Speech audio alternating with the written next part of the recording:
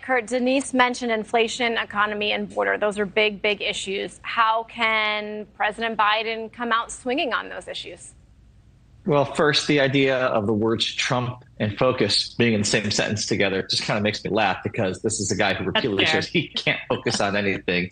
And in the heat of the moment, he's likely to do and say just about anything. And I think that's kind of really the advantage that Biden has coming into this. The president knows that it's so easy to get under Donald Trump's skin. And I think that if I'm Biden, this is the moment when you're face to face, toe to toe, in person, where you call him a convicted criminal. And I think doing that at the right moment in the debate will send Donald Trump spiraling. If Donald Trump spends the majority of his talk time relitigating his past grievances and less time talking about the economy, inflation, the border, that is a win in the debate for Biden and Democrats. If Trump can stay on message, big if there, and continue to keep the conversation about inflation, the economy, the challenges American people feel every day in their pocketbooks, that could be a win for Donald Trump. But again, it all hinges, and it always has, on whether or not Donald Trump can stay disciplined and focused. And I've seen no evidence to suggest that over 2 hours he can do that. Okay. At the same time, you would think that the incumbent would have an advantage. They normally do going into an election, Denise.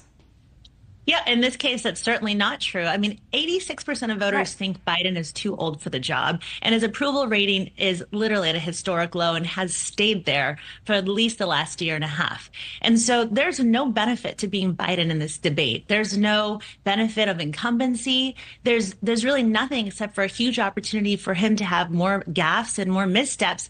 And, 75% of how voters perceive candidates or anyone is based on nonverbal cues. And so if the best advice I'd give to voters that are, people who are watching and trying to decide who they want to vote for, is to turn off the volume. Stop listening to what we have to say. I mean, all of us can fill in the blanks on what we know they're going to say to each other, but really focus on their posture. Like, how are they coming across?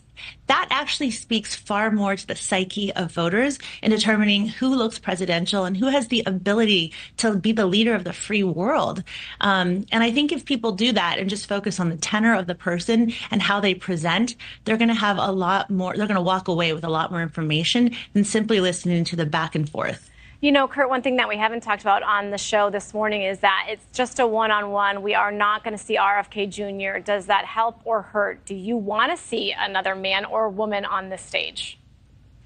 I have no desire to see anybody on stage who actually won't even qualify to be on the ballot to win enough electoral votes to win the election. It's just a complete waste of time to contemplate anyone else. Everybody knows, for better or worse, this is between Donald Trump and Joe Biden. Those are the two candidates who are going to actually be on every ballot in every state, who could presumably win the election. No one else who can do that shouldn't be on there. I mean, right now we got RFK literally is spending more money than he's taken in. He is financially underwater. He's not going to be on enough ballots. He has no business being on the stage. American people deserve a debate with the two candidates who are viably going to win the election, and to make that decision, make an informed decision, and not have to be distracted or sidetracked by clown candidates who have no business even being up there. All right, Denise, I'll let you have the last word on this one.